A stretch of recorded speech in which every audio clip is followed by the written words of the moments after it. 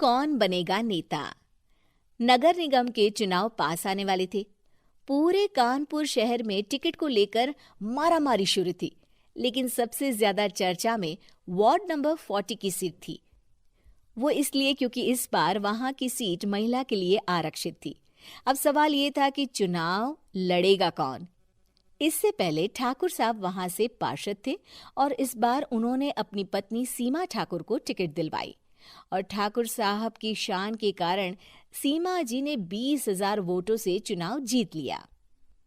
अरे बधाई हो सीमा भाभी, अब तो आप वार्ड की पार्षद बन गई हैं। अब तो हमारे काम आप ही करवाएंगी।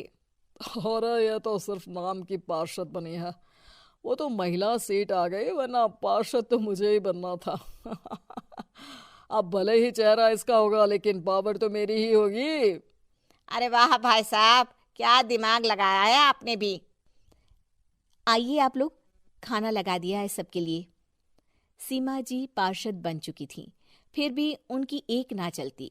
सारे काम ठाकुर साहब खुद ही संभाल लेते और जहां जरूरत पड़ती वहां सीमा जी का अंगूठा लगवा लेते। सीमा जी ज्यादा पढ़ी लिखी भी नहीं थी। एक दिन ठाकुर साहब और सीमा एक प्रोग्राम में जाते हैं। अरे ठाकुर साहब, आप आ गए। ओहो, पार्षद मैडम भी आ गई हैं। स्वागत है आप दोनों का। लगता है हमारे पार्षद फंड का सही इस्तेमाल हो रहा है। चलिए अब उद्घाटन करते हैं। ये लीजिए ठाकुर साहब कैची, आप ही सबसे पहले प्रवेश कीजिए।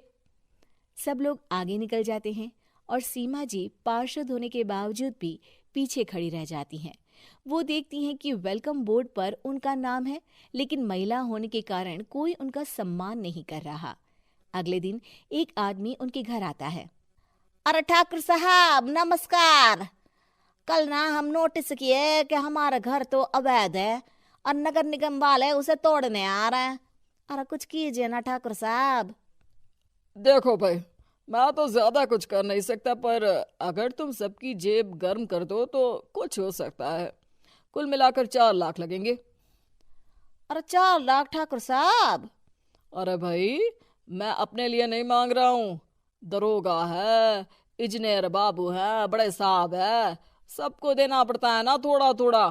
बोलो है मंजूर? तभी वहां अचानक सीमा जी आ जाती हैं। अरे ये आप क्या कर रहे हैं?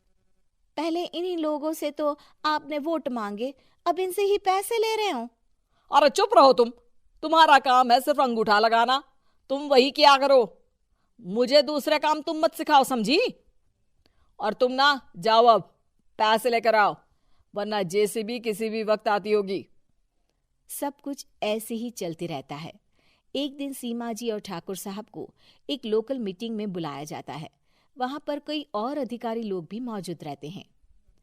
अब मैं चाहूंगा कि ठाकुर साहब हमारे बीच 2 शब्द कहें। मेरे प्यारे भाइयों और बहनों, आज मेरा सौभाग्य है कि मैं आप सबकी सेवा दिन रात कर पा रहा हूं। आपने मेरी पत्नी को भारी मतों से जिताया है, इसलिए मैं आप सभी का शुक्रगुजार हूं। मैं आप सबसे वादा करता हूं कि हमेशा की तरह हमारे वार्ड में किसी को कोई तकलीफ नहीं आने दूंगा। सभी लोग तालियां बजाने लगते हैं। अब मैं माननीय पार्षद मैडम को स्टेज पे बुलाना चाहूंगा। अपने नाम को बुलाया सुनकर सीमा जी एकदम चौंक जाती है। उन्हें बिल्कुल उम्मीद नहीं थी कि इतनी बड़ी जगह उन्हें मंच पर बुलाया जाएगा। जैसे तैसे वो मंच पर चढ़ती हैं। ऊपर जाते ही सीमा जी को सारी पुरानी बातें याद आ जाती हैं कि किस तरह उनके पति उन्हें कभी भी आगे बढ़ने नहीं देते और उनके नाम से गलत काम करते हैं। वो बोलने लगती हैं। मैं आपके वार्ड की पार्षद सीमा हूं। आप में से बहुत कम लोग ही मुझे जानते होंगे, क्योंकि इससे पहले मुझे कभी ऐसा मौका ही नहीं मिला। सारे मौके मेरे पार्षद पति यानी आपके ठाकुर साहब ही लेते रहे, लेकिन आज ये मौका मुझे मिला है तो मैं इसे ऐसे ही नहीं जाने दूंगी। मैं आपको ये बताना चाहती हूँ कि आपके ठाकुर साहब मेरे नाम की आड़ में गैर कानूनी काम करते हैं, जिस पर अंगूठों के निशान मेरे होते थे। इसीलिए मैं अपनी गलती मानती हूँ और आज अपने पद से इस्तीफा देती हूँ, ताकि आगे से कोई गलत काम ना हो पाए। अब फैसला आप सबके हाथ में है कि आप हमें क्या सजा देना चाहते हैं। सीमा जी की बातें सुनकर ठाकुर साहब के चेहरे का रंग उड़ जाता है और वो शर्म से मुंह नीचा करके वहां से चले जाते हैं और पद से इस्तीफा देकर ही सही सीमा जी अपने आप में आत्मविश्वास महसूस करती हैं।